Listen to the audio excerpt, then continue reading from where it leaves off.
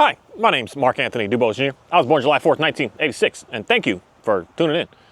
Today I want to talk about something that I think is a confusing word, and that word is relationship.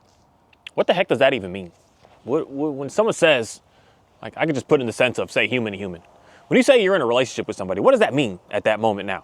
When did it start, and when did it become, say, official that we are now in a said relationship? It's things that I'm always questioning and wondering, because in my opinion, what I believe a relationship is something that I believe is completely different than what someone else is. And that's the part of, no matter what I say about it, most people are not going to understand it, because you have your own, again, beliefs. Not facts, but just beliefs. And beliefs turn to facts. So the fact that I think of when I say I have a good relationship with, say, a person, and today I want to talk about a good relationship with the dog, is going to be something completely different than what someone else's meaning of that is. We have dictionary terms that we can say about some things, but when it comes down to, say, the word even love, say the word relationship, say the word intimate and intimacy, the dictionary gives you almost, at the end of the day, an unlimited amount of options of what that could be. And you get to pick and choose what definition you want for what you want it to be. There's no just one simple, clear idea that is universal with all human beings. It's always something that is just gray. It's mixed. It's not black and white. And for some reason, everybody wants this black and white answers and this black and white understanding. And that's the part where you got to figure out who you are, what you are, to realize what it is that you're expecting. Because to me, when I think of the term relationship, I don't think of it in the sense of just something that, I don't want to say I go against what the Bible states, but I expand upon what I believe it means based on the way that I also see that other people believe it to be. And it's all belief system, no matter what. No matter you're going to no matter what, it's all a belief system. So my belief system on a relationship is we're working together as a team. I'm not taking authority over everything. I'm taking authority over some things, and I'm taking the back seat on other things. I'm not in this to take 100% ownership of every little aspect. I'm in to take it in the sense of what I'm, say, strongest, most powerful, most educated, most just all those words you can use part. If I'm really good at building something, I'm going to take the lead on this is how we're going to build it. If the other person has no idea how to build something, they're going to follow. And then maybe at some point they get more understanding to be able to build differently and better. And I'm going to look at that and say, I like that. I see that. Let me lean into that as well now. Not just say that I'm all that could possibly be. If someone is better with, say, managing money, I'm going to allow the person that knows how to manage the money better to take the authority in that aspect. I'm going to lean upon, and if I need more said training, more understanding to learn more, I will allow them to be able to teach me how to be able to do what they do if they don't want to do that, but yet they're better at that. That's what a relationship is. That I see something that I'm strong in and I try to help the other part out get to that at least same level as I am, so that we're at that equal stance. And then something that I'm lacking and I'm looking for help from someone else. So this is the part with me when it comes down to a dog. Why I believe that there's some times that I have to 100% lead everything. And the dog needs to rely upon me with certain aspects. With the dog, in most cases, my dog has to rely on me every day for food and water. They don't really need the shelter like we think we do, or like most people think that they need. They depending on what kind of dog you got, for sure. But especially like, say, my Border Collie, my Great Pyrenees, my outside mainly dogs, and even my Kahi. My Kahi does have a shelter though. But my Pyrenees, he just sleeps. It don't matter if it's raining. It don't matter if it's snowing. It don't matter if it's blazing the sun. The dude is literally just laying in the middle. He can handle himself. And I learned from him what I need to give him based on what he's doing.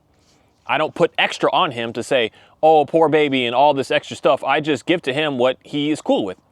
And that's the part of a relationship that we understand each other. I'm not trying to force him to do something, to be something that I want. Hey, buddy, stay in this doghouse. This is where you need to be. This is what you have to do. We would be having a problem there.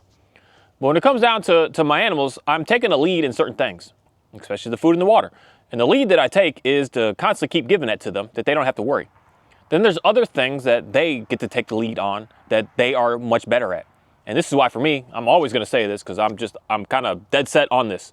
that purpose-bred dogs that are purpose-bred to do a specific task, not a German Shepherd that's good at tracking, good at protection, good at all these other things. That's a universal dog at the end of the day. When I'm talking purpose-bred, I mean the one that, like 2 dogs that I have, purpose-bred dogs that are easy to work with. My Border Collie moves, gathers, and pushes animals. That's all he does. That's his jam. That's just the main. He wakes up in the morning, where can I put the animals? The chickens are out, let me put the chickens back up. That's all that he focuses on 100% of the time. It's not a guess, a gamble. Does he like to track things? Does he like to he does nothing but move, gather the animals. And then my Pyrenees, he does nothing but protect and make sure that we're good out here. He hears coyotes. I don't see coyotes here. I don't lose chickens. I don't lose animals. I don't lose anything. Because when there's a skunk, he's out barking. When there's a raccoon, he's out barking. When there's even mice or rats, he's out barking. He's like making sure that I can get it out. And he's getting so good today that I got to give him a little bit more relaxation on my end of he can, if it's on the land, he can push it out. He doesn't only just need to bark and run away from it. He knows how to like push it off the land. He's really good at doing all that. That's all that he was created to do. If I'm like, I get this Pyrenees, I'm not confused if this dog wants to go do an agility course right now. I'm not confused if this dog wants to go walk around the neighborhood and go to the bar and go to the club and go do something with me. That's not what he does. He's purposely bred to do what he's doing, making sure that every potential threat is out of here. From dogs, not much as people. That's a part of him that I don't really like, that he doesn't really bark people out of here.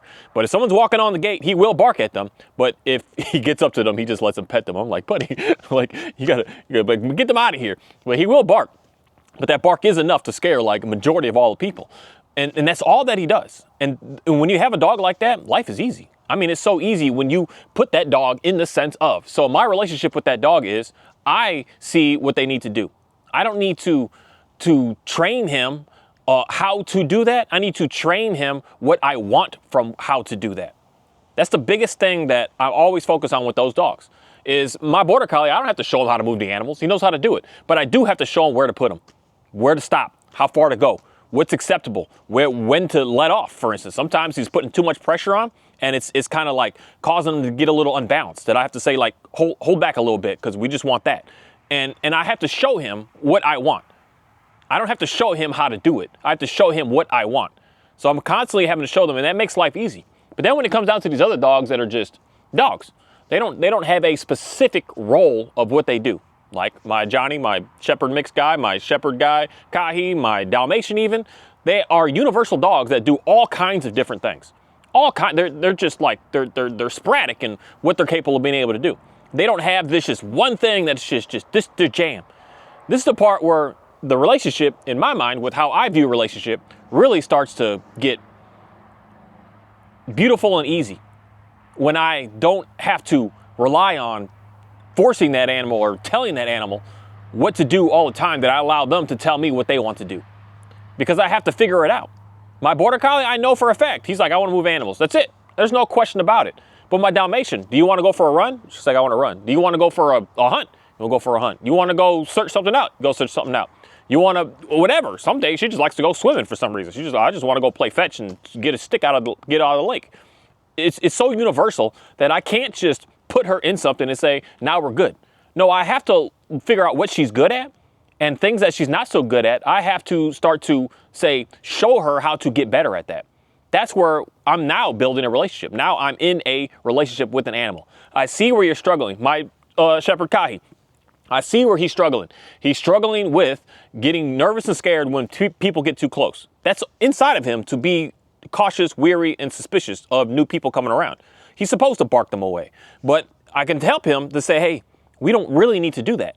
So my relationship starts when I say, hey, I see you're liking that. I'll take the lead here. I got the lead, buddy. Like, I'm going to go ahead and show you that everything is good, everything is fine, and to help him through that, I'm building a relationship with that animal. And then I'm also building a relationship with that animal when I see that he's really good at finding stuff. So I'm like, you got the lead, buddy. You take the lead. You got this. You make it happen. You go figure it out. You show me where it's at. That's what every single search that I ever do with that dog. Hey, man, show me where it's at. Take me to it. And he's like, oh, okay, let's go. He's got the lead. This is the part that I think that a lot of people get confused with, where they think that you need to be like the lead and the leader for everything across the board. That's where you're not in a relationship. You're in a dictatorship. That's not a relationship. That's a relationship based on what your own needs and not caring about other person's needs. That's where we're not in a relation. My opinion, my beliefs. You're not in a relationship if you are the lead that is telling everything what to do every which way and not allowing it to have any sort of input.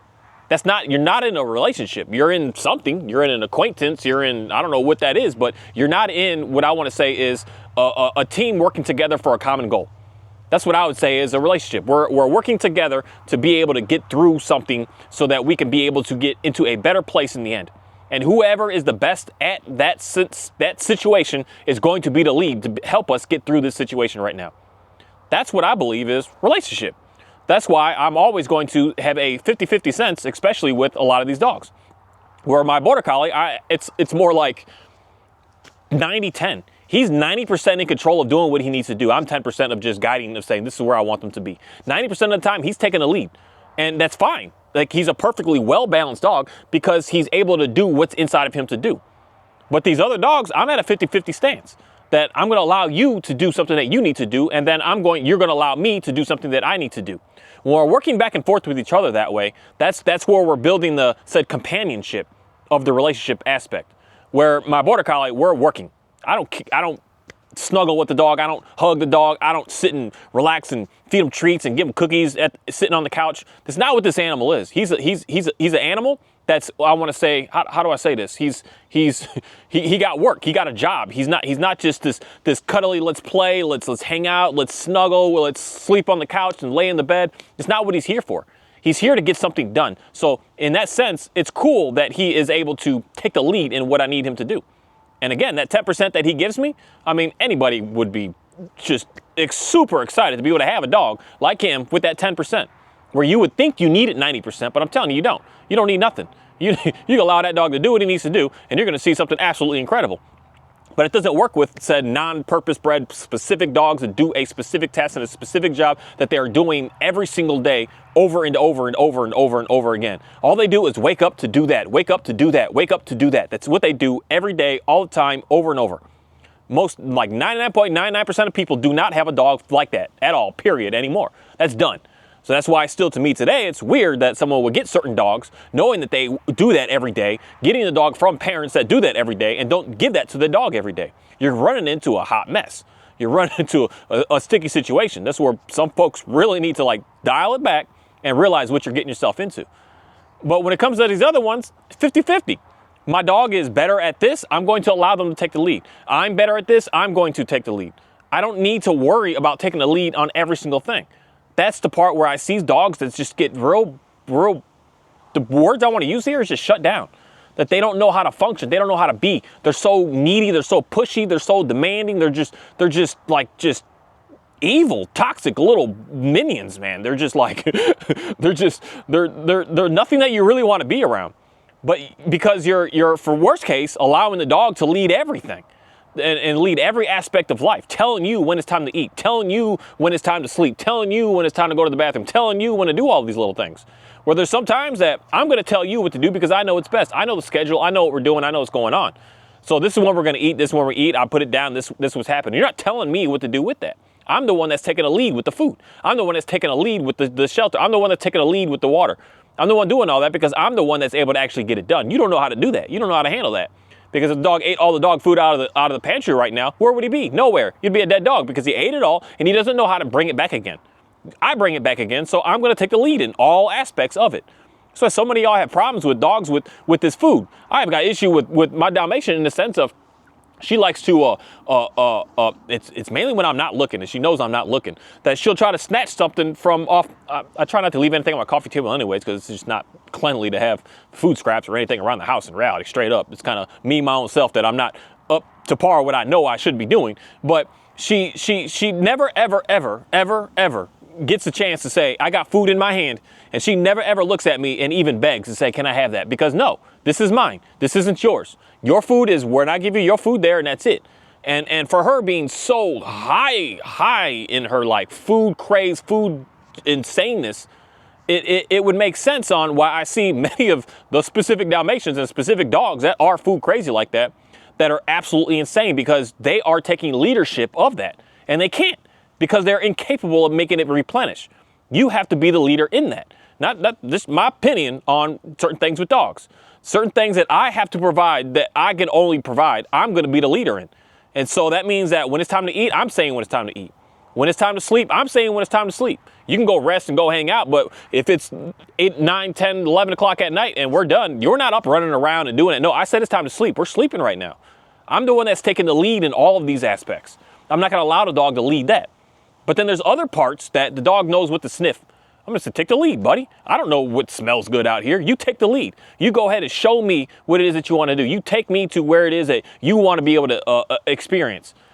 And then that's when we're working back and forth. That's a relationship, in my opinion, that we're working with each other. We're not working against each other.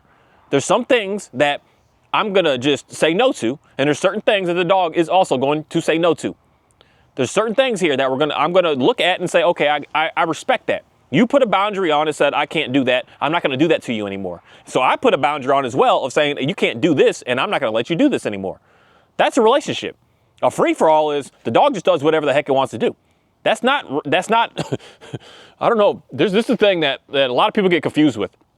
Especially, I know for sure, a lot of people would think and say about how I talk about these dogs. Oh, you just let a dog be a dog. It just runs around and just does whatever it wants to do. That's not at all what I do with my dogs. I am the leader of my dogs, and they know that in the sense of what they need to be led in. I'm going to say no to my dog when I'm saying this isn't what we're doing right now. This is what we're doing. I'm going to withhold something from my dog, such as if I'm cooking, you're not just going to come and eat it all just because that's what you want. That's where it gets kind of a little complicated, I guess, with the style of food that I give, because they eat my food. I eat their food. We're eating the same food. So if I'm making them some chicken, they see chicken, they're like, hey, is it dinner time? I'm like, no, it's my dinner time. Y'all's dinner time is later. So it is a little complicated, I guess I could say, because we do eat the same stuff. They eat all the same beef that I eat, that I package. I bring it out of the freezer. When I'm in my freezer, all their food is in their freezers, and my food is in my freezers. And when I'm in a freezer, they're like, oh, it's time to eat. So it adds a level of interest and complexity. But it also allows me to get more experience and more practice with all of them to say, hey, no, this is no, my boundary. No, this is mine. This isn't yours. I'm going to say when you get yours. It's not just this free-for-all that I just open the door up and I just let the dogs all run around and do whatever they want and jump it all on my counters and being all over the house. No, that's not at all what being, because that's the part what some people would say is being a permissive person and being a permissive parenting style, that you just let them do whatever. That's not true. That's true in the sense of the extreme. And most people that live in the extreme, they love to go and talk about the opposite side of the extreme. So some people that just go straight to force and dictatorship and just no to everything, explaining everything, trying to be the leader of everything to their dogs, of course they're going to look at the opposite side of that. They don't understand the gray area, the in between. It's a mind blockage in them that they just can't quite see it. That's the part with me that I'm very open to see everything. The extreme, and everything in between. That's all that I look at, everything. I'm not only looking at the extremes. That's why it's confusing to me on why someone would say that you can't and wouldn't have a nice, respectful, calm dog if you are not like using corrective collars and doing this training. You are not constantly giving them treats all the time to do this training stuff with them. And in my mind, that means that you're only looking at the extremes. You're not looking at in reality, the gray area that everybody is in. There's not everybody, but like 85, 90% of people are in the gray area. Some lean a little bit more to one, some lean a little bit more to the other side, but most people are like dead set in the middle of the 30 to 70 range. And when you're in that 30 to 70 range, which I'm in what I want to say is the 50-50 range here. I'm in the 50-50. That I'm going to go 50% of saying no and 50% of saying, oh, whatever. I'm just going to turn my back and be like, I don't know, it's all good. That 50-50 range, it's a beautiful, sweet spot to be in. And you end up getting something in the end that's not perfect, not a robot, not nervous and edge and sketchy, not any of this, but an animal, and same time with another human being, someone that wants to be there because they feel heard. Other times, I have to say no. And my dog's looking, oh man, why we gotta do that? Like, I wanna be like, even earlier, I'm sitting here moving mulch around. So I got the dogs out here and there's a baby calf. I don't know why he's walking by himself. Something cool that cows do is they push their babies away.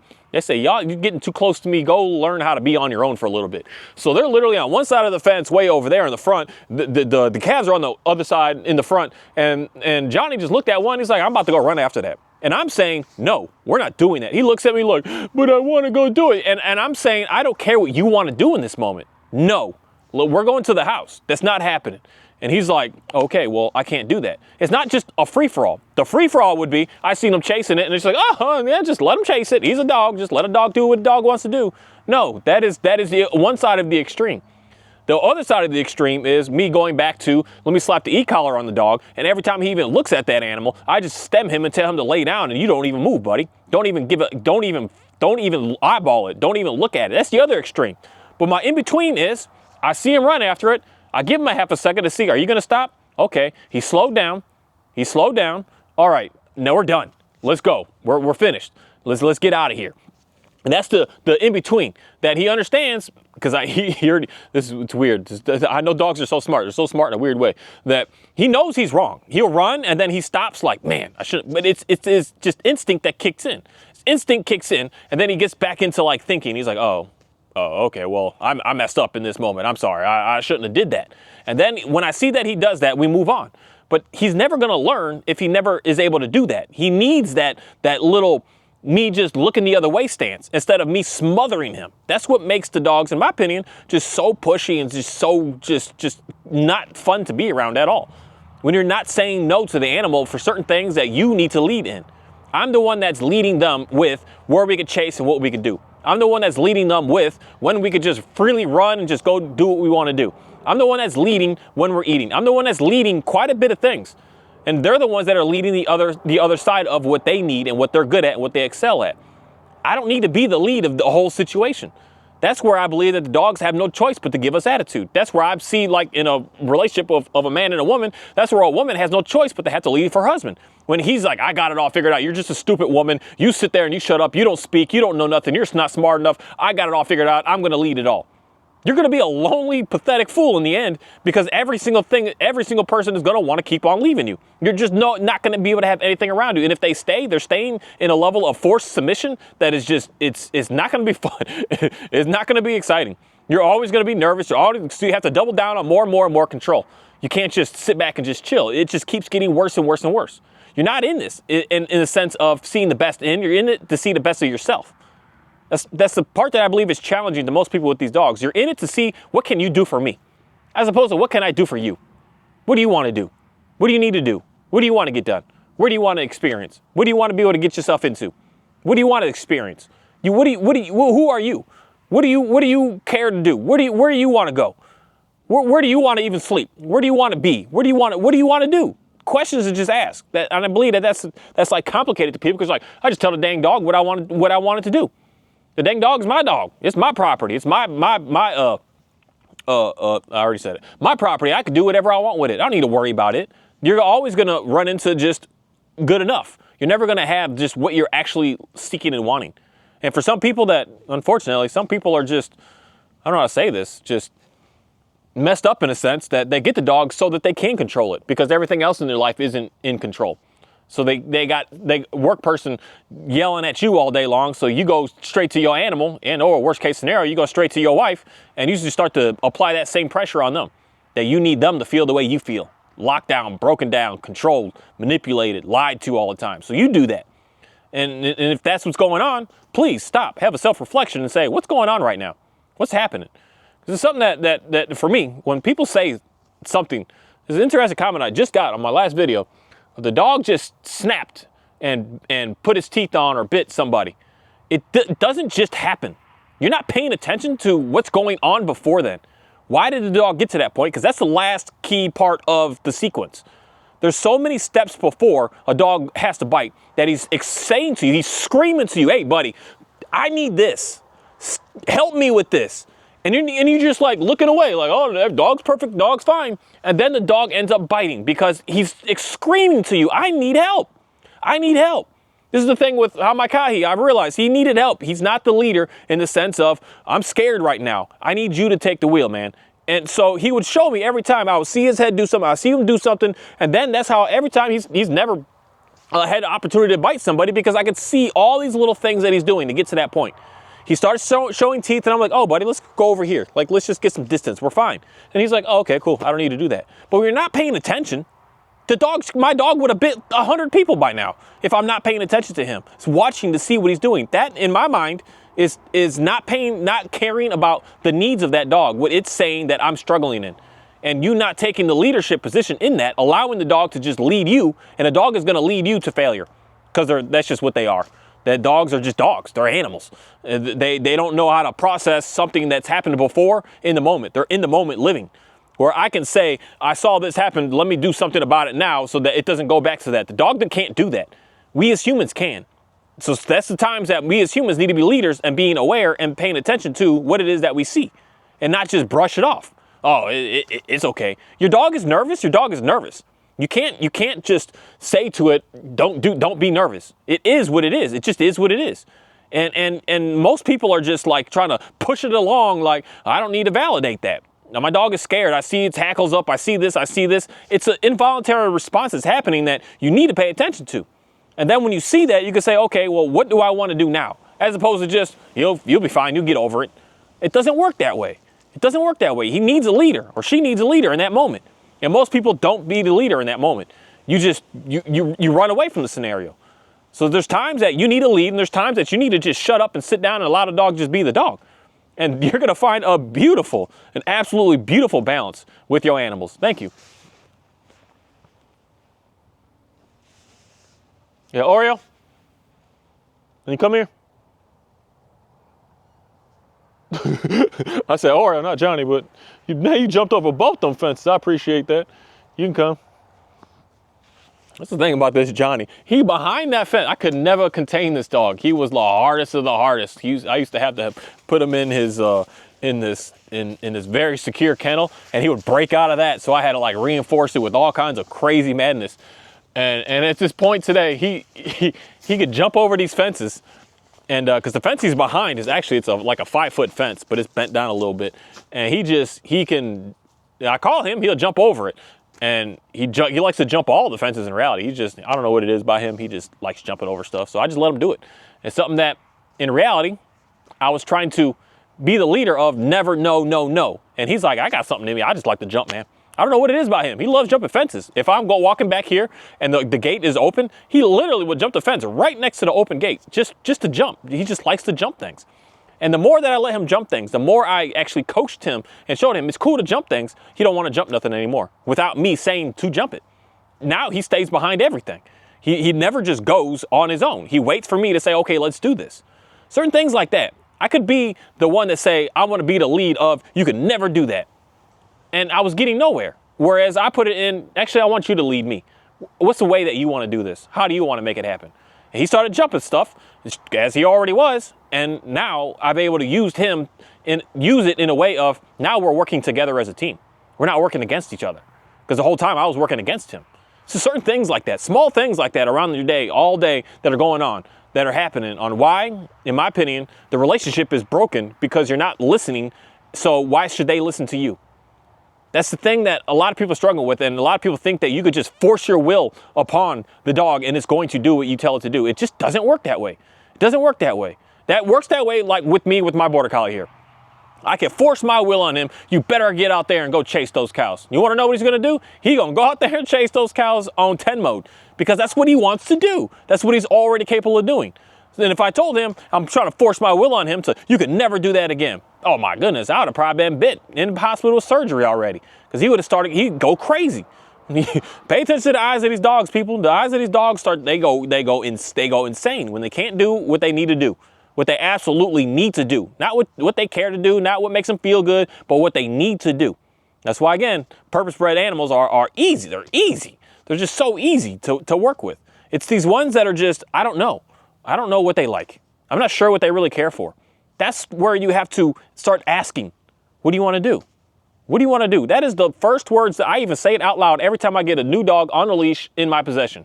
I put it on the leash, I go outside, and I look at the dog, I say, what do you want to do?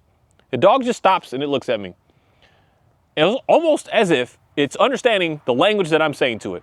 But I believe it understands my body because I'm not putting any pressure on you better this, you better that. I'm putting the language of, dude, go. And they always drag me to a tree. Go to the tree and they sniff there. They'll sit there and sniff there for 10 to 15 straight minutes. Because in most cases, no one has ever allowed that dog to just sniff something and just sniff it to get all the sniffness out. Sniff it until they're just like, they're done.